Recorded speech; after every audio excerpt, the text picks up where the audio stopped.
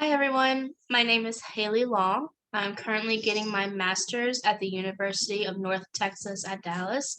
I'm doing the clinical mental health counseling track. Today we're going to be talking about NSSI or non-suicidal self-injury, which is a very personal issue for me that is not talked about nearly enough. So I'm hoping by the end of this, you guys will have a better idea of what NSSI is and how to recognize it, as well what you can do if you are going through it or if a friend is going through it. So we focus on NSSI in middle to late adolescence. That's when it tends to show up more. Trigger warning that things that we discuss today involve self-harm, suicidal ideation, and suicide. These may be triggering for some of you. If you feel overwhelmed or just, like you cannot sit through this, feel free to leave. It's totally okay. The reason we're talking about it as well, besides the fact that it is so common with adolescents and those around your age, is that we are doing this in March, and March is the National Self-Harm Awareness Month with the little orange ribbon featured right there. So it's a very important thing, and it's becoming more and more recognized, which is great because it is such an important issue. I want to quickly go over why this topic is important to me specifically.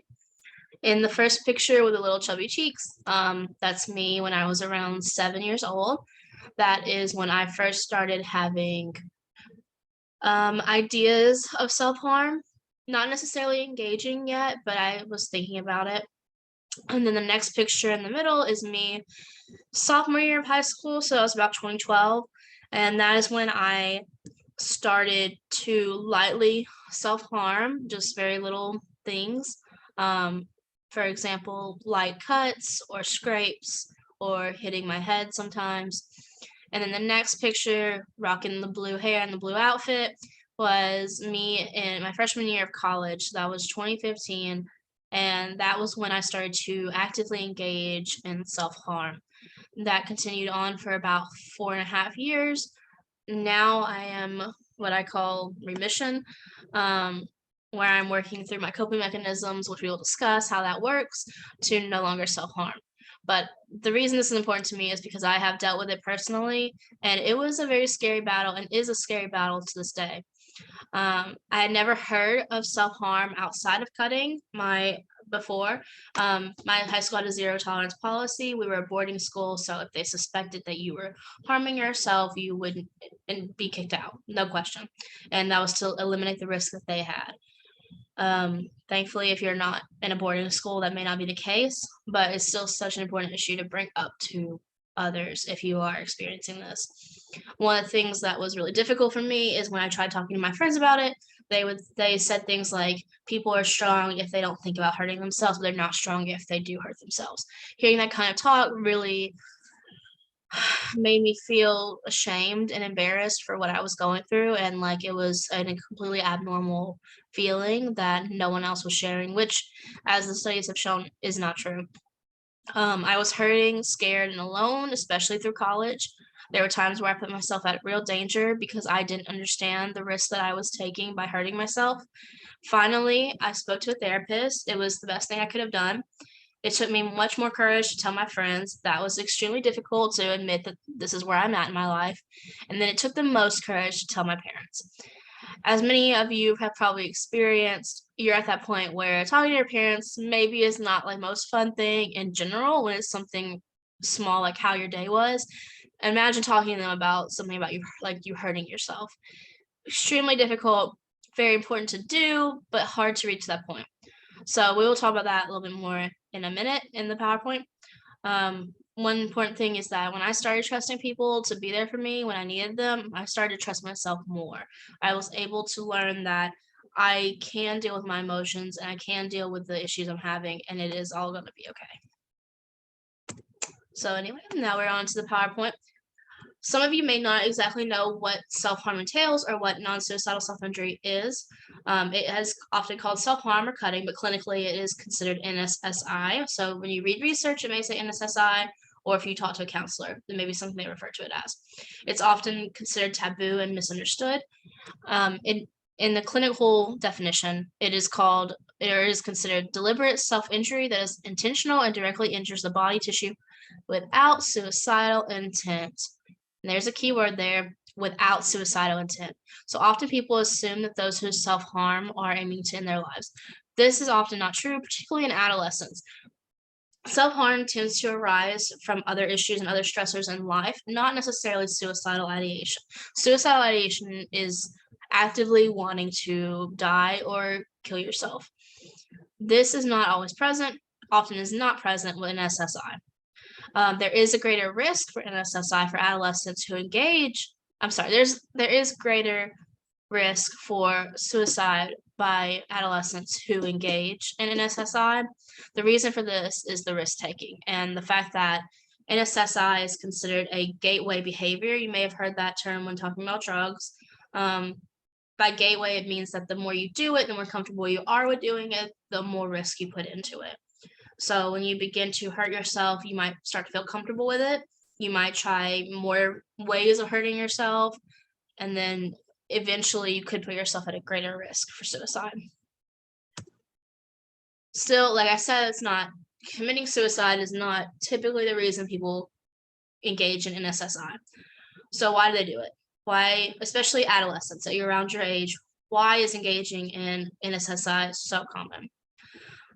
It also, worth thing to mention is that those who engage in NSSI may later be diagnosed with depression, but we're not pathologizing it. Sorry, guys.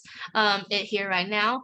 We're just saying that self-harm is common for your age range for various reasons, and whether it is linked to depression or not, whether it's linked to suicidal ideation or not, it is an issue in and of itself that's worthy of us discussing.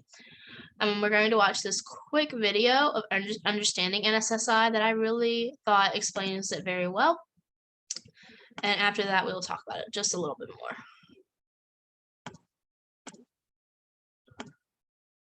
So you're just getting it pulled up. There you go.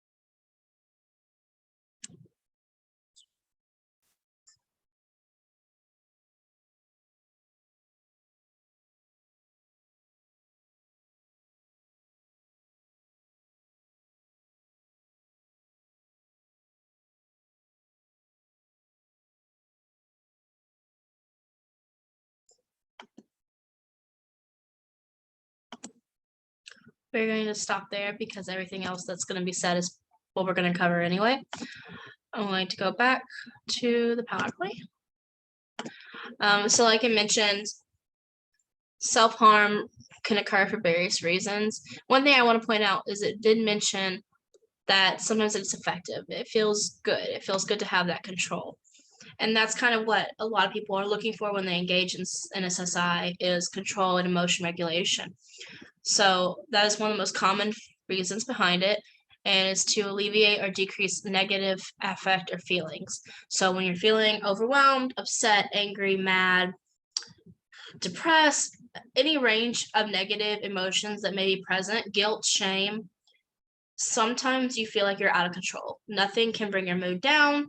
You do not know what else to do, and you turn to hurting yourself. When you feel badly, hurting your body makes your pain external and easier to deal with. When your feelings are inside yourself, internal, other people aren't seeing it, other people aren't experiencing it, it's all inside yourself. So by making your pain external, you're able to deal with it in a different way. Another common reason, which is why adolescents are at such a risk, is bullying is a very common cause for NSSI. Going through peer issues, looking for ways to increase your self-esteem and your self-concept, all this confusion that you're experiencing right now at your age can make the world hard to understand. You want that control in some way or another. There's also evidence that NSSI is used for self-punishment, so you punish yourself for doing things that you consider morally wrong. Anti-suicide, so instead of committing suicide, trying to cut, which we've already covered, or other forms of NSSI, sensation seeking, and dealing with boundaries. One thing I want to mention as well that the video lightly touched on is that NSSI has been considered a reason or a use to seek attention. This is not considered the main cause anymore. Rather, it is more that likely that people are seeking support. So, for example, when you feel like you're alone in this world and you want someone to see you, sometimes having your pain on the outside, like a cut, a bruise, torn clothing, active hitting yourself, makes people see it and they help you, or they could help you. By just having it inside yourself, you don't have that support system. So again, attention seeking isn't my favorite term personally for when people are engaging in NSSI, but it has been thought of as a reason for some people. Rises in NSSI are also associated with school stress and family issues, which comes up a lot in adolescence. This just lists some extra risk factors, which we've kind of already gone over, but some additional ones such as race and ethnicity, gender, going through abuse, things like that that can increase your risk of NSSI. Right here, I really enjoy this cycle. I think it's very informational. When you engage in self-harm, there's a temporary relief and thinking that you've controlled everything, everything's okay, you got it. But then there's this feeling of shame and grief, especially when you have to talk to others about it, or maybe you feel badly that you engaged in it at all. Then there's this level of emotional suffering, emotional overload, and a panic that, wow, I was so upset, I hurt myself, I can't believe I did that, and then I feel so badly, I'm going to do it again. It's a vicious cycle, it's very hard to break, but it is possible. A little bit more about why adolescents are the most at risk. There are many life changes that you go through between 14 and 25. So many of you who are freshmen, you guys are probably around the ages of 13, 14, 15. Seniors, you're likely around the age of 17, 18, 19. You know that there's significantly like life-affecting changes going on in your life right now.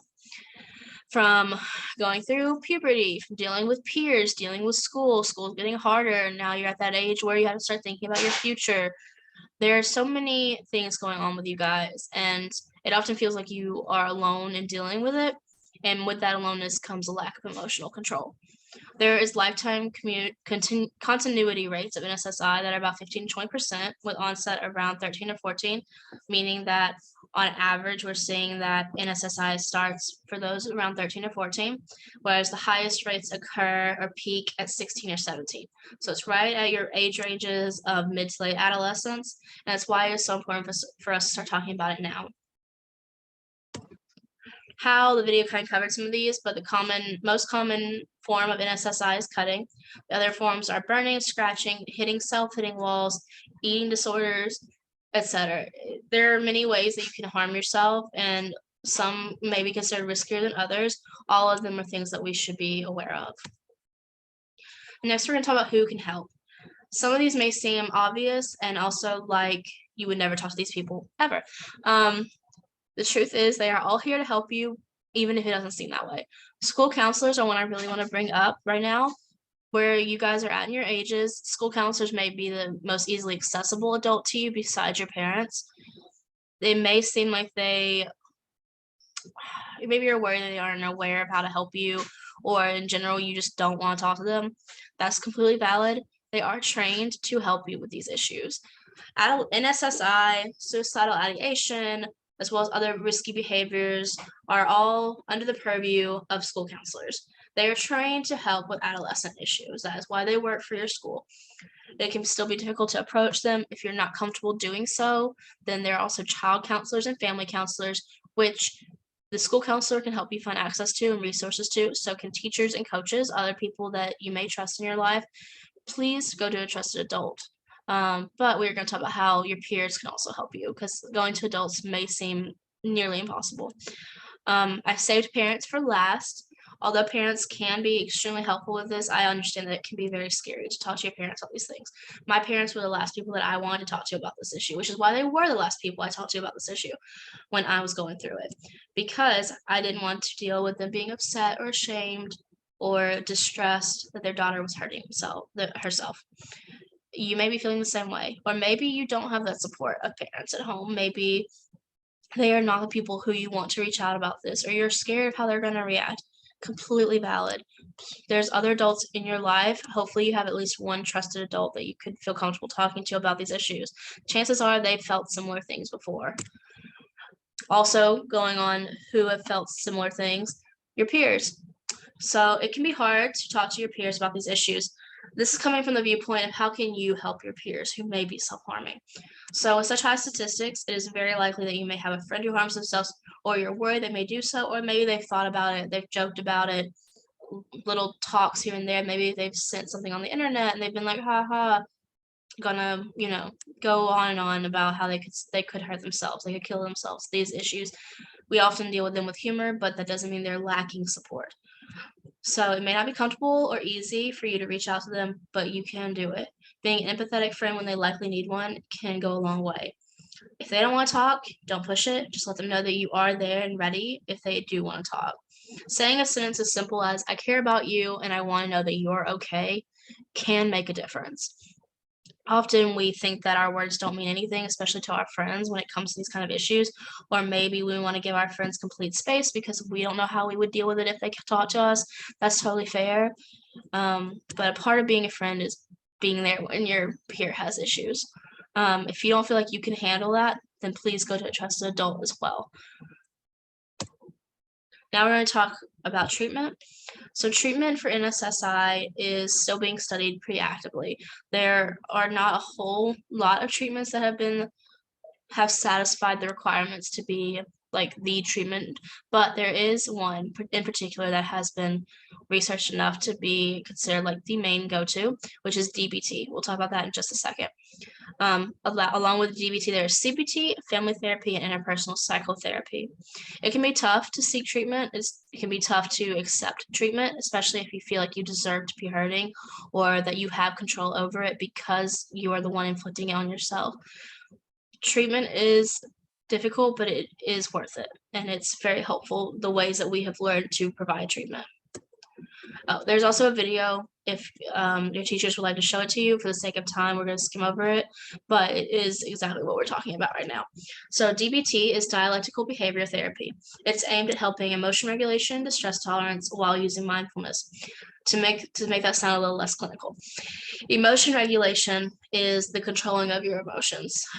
So it's, say you have a fight with your partner, your boyfriend, girlfriend, or other, and you, at the end, you don't feel any closure. You feel just angry. You cannot let the anger go. You want to hit the walls. You want to throw pillows. You feel like you're going to cry and also like scream. You're overwhelmed and you cannot come down. That's where emotional regulation comes into play. It's being able to regulate your emotions. Distress tolerance is similar. It's where you can be really high and upset and can't come down, and you help yourself come down. And mindfulness is similar to meditations, where you stop and reflect about where you are in the moment. Everything about DBT is about building up your coping mechanisms, not changing who you are. Your feelings are valid. They will always be valid. What you're feeling is what you're feeling. We can't work to change that all the time necessarily. We can work on it, but the main thing is that you are able to cope with the feelings you have. This was initially developed for suicide risk and borderline personality disorder. It can be long-term or short-term. There's a special section just for adolescents. One skill I want to go over is temperature, intense exercise, paced breathing, and paired muscle relaxation. So one of the tasks you would deal with or work on with a DBT therapist is when you're feeling really up and distressed, is temperature. That means, holding ice cubes, taking a hot shower, things that involve temperature in your body to bring you back down. Intense exercise, go running, jog a mile, do push-ups, things that get your heart rate racing. Paced breathing, focus on the way you breathe in and out. Along with that is the muscle relaxation. So breathe in, tense all your muscles, and then breathe out. Feel your body relax. This all might sound like it would be very difficult to do in the moment, but that's why you practice with a counselor or a therapist or even by yourself. The more you do it, the easier it is to implement it when you're feeling upset. These are some other approaches that are very helpful. Mindfulness as well, and interpersonal effectiveness, working on how you set boundaries and express needs to your peers. CBT is the other one that is researched as one of the most helpful therapeutic methods. It's cognitive behavioral therapy, often used for depression, anxiety, trauma, and self-harm.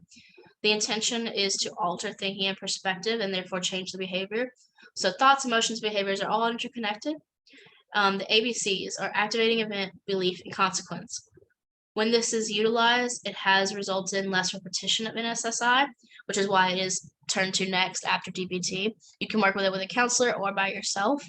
I want to elaborate a little bit more on the ABCs and what that means and what cognitive therapy works on. Essentially, there's no changing the events that are going on in your life. With the ages you guys are at, there are constant changes going on. Every day is a different day. You have school issues, family issues, friend issues, body issues. Everything's going, not wrong, but everything's going. Nothing stops where you guys are at in your point in life. So the thing is, you will have negative events. But when you have a negative event, you can either experience a rational belief or an irrational belief, which then leads either to a healthy negative emotion or an unhealthy negative emotion. Because yes, negative emotions can be healthy. Feeling upset over a bad grade is healthy. Feeling angry that your partner broke up with you, valid and healthy. And what is not necessarily considered as healthy is you get a bad grade on your test and you think that you will never pass high school and therefore never get a good job. And so you feel like a burden or the most worthless person ever. And this sounds like I'm being dramatic, but I also have a feeling that many of you have experienced similar things. Maybe not over grades, maybe a breakup. Maybe you felt like, oh, they wouldn't have broken up with me if I was prettier, if I was skinnier, if I was more athletic. Or maybe your parents got mad at you and they said you were, lazy or something. And now you think, oh, I'm the worst child ever. They're going to disown me. I'm terrible. I don't deserve to be their kid. These things are very realistic, very valid, happen often. And one of the goals of CBT is to help you take the negative event and come up with a more rational belief. And in doing so, hopefully you have healthy negative emotions and that leads to healthy behaviors, therefore not engaging in an SSI. There are also ways of treating the cause rather than focusing on the symptom. And basically what that means is, although we're working, the treatment's goal is to decrease NSSI in adolescents and what you guys are engaging in.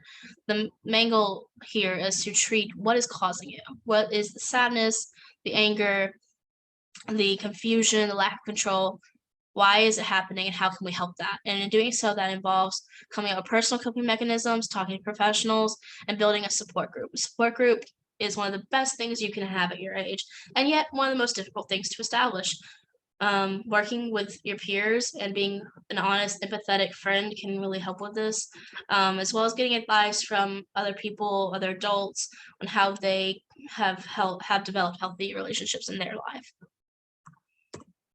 Some alternatives to NSSI are clenching ice cubes, running ice across your skin, again, the temperature stuff that we talked about with DBT, drawing lines on your body and markers. So if say you're feeling the urge to cut, take a red Sharpie, draw lines all over your body.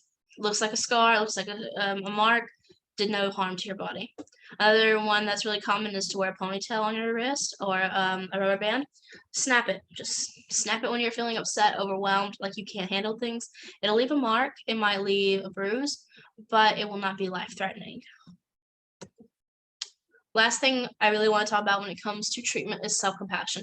This is very personal for me and important as far as with adolescents, because I do not think that you guys are taught enough about self-compassion. Self-compassion is involved in strengths-based therapy, and one of the easiest ways I can think to explain it is, as this little teapot says, treat yourself as you would treat a good friend. Often we are so hard on ourselves. We're hard on ourselves and other people are on us. And in doing so, we tend to bring ourselves down and we think we deserve to be hurt. We deserve pain. We deserve to not exist. Things like that. And the truth is that this is a way of talking to ourselves that we would not talk to others. And oftentimes we are being so much harsher on ourselves than we need to be, and it results in our downfall with a lot of things and can lead to NSSI. So there's one activity I want to just quickly go over that I really enjoy. It's from the Mindful Self-Compassion Workbook. I just want you to take a minute and think about a friend or a peer that has had a rough time. Maybe they failed a test that they really studied for, or they got broken up with. I keep going back to that because I know that's pretty common around this age. Or they got rejected from a sports team. So to them, this is like the end of everything. They feel terrible. Would you tell them that they are worthless? Would you tell them that no one's ever going to date them again? Would you tell them that they're horrible, ugly, stupid, like they don't deserve anything they've ever gotten and they won't get anything ever again? Or would you tell them that they tried their hardest and that's all they could do? They're a great person and someone one day is going to see that. They will do better on the next test. They are still good people. I have a feeling most of you would go toward the latter. You would respond in the other way, not the mean, harsh way, the nice, caring, friendly way. Do you talk to yourself like that though? It's difficult and it's tough to get to that point where you can be gentle with yourself, but it can change your outlook on so many things. It's one of my opinion, the best coping mechanisms we can come up with. When you experience difficult times, remind yourself that you are worthy of feeling your emotions. You are worthy to be here and you are valid. Your friends would not want you feeling this way about yourself. And try to reflect on how you talk to yourself. Would you talk to your friends like that? More than likely you wouldn't. Would you can think of it in self-harm as well. Would you, if your friend was self-harming, how would you want to talk to them about it? And then if you're doing it yourself, how would you want someone to reach out to you? It's tricky and it's difficult.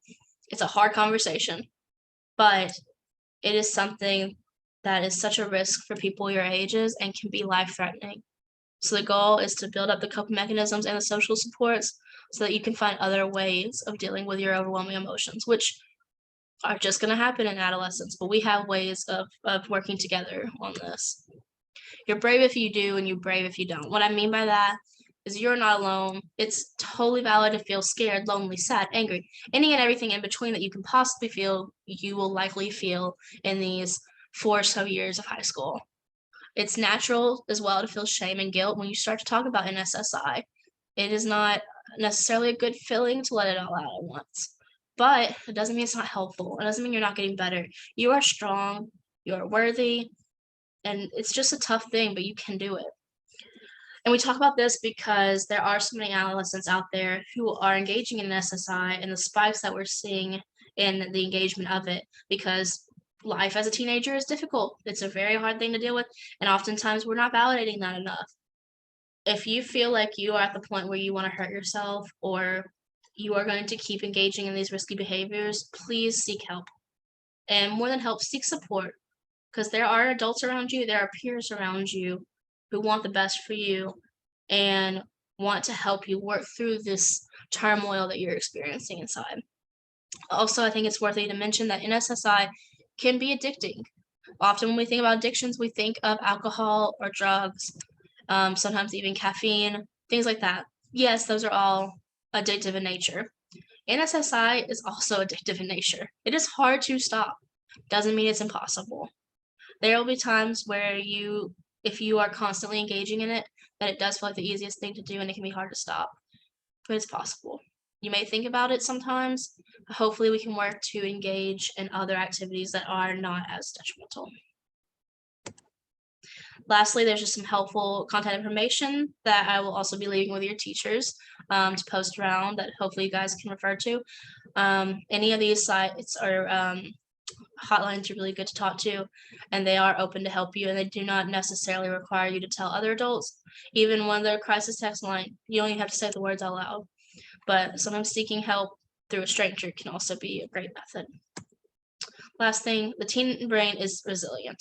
You guys will push through this and deal with it, and everything is going to work out, even no matter what, even if it seems like very difficult right now. I don't want to sound too much like I'm preaching at you, but hopefully this has given you guys some idea of NSSI and ways to deal with it. Like I said, it's a very important thing to me, and I hope that I was able to spread some information to you guys. There's one last thing I wanted to show you guys very quickly. I'm going to leave this with your teachers so that you guys can do it together. But there is a quick little Jeopardy game that I developed for this. We're only going to go over like 2 questions right now, but hopefully you can engage in this with your teachers. Sorry if it's a little loud. I cannot control the volume very well of it. So we got our categories. We have CBT and DBT, key knowledge, mixed bag, alternatives, and popular music. The last category is just filler space. So we'll just go over 2 questions very quickly to give you guys an idea of what this Jeopardy looked like. Hopefully it's something fun, a good way to go over the information that we've learned today without being too stressful. So we'll go with DBT CBT 200. What CBT stands for? I'll give you guys just a second, think about it. And again, there's no penalty here. I mean, I guess you guys could play like a real game with it, but for the purpose of this, there's no penalty. It's just a good way to review. And what is cognitive behavioral therapy? This is one of the most common treatments for NSSI. One other one, we'll go over alternatives. Meditation, often called this, tends to help a lot and is used throughout DBT. Hopefully you guys remember this. If not, think about like focusing on your breathing, being in the here and now. Okay. What is mindfulness? So mindfulness is used throughout DBT, a very common technique to help come down from the emotional distress that you're feeling. Okay. All right, guys. Well, thank you so much for being with me. I hope this helped you guys. Your teachers are here if you need someone. Please don't feel afraid to talk. You are valid. You are worthy. Thank you so much. I hope you guys have a great day.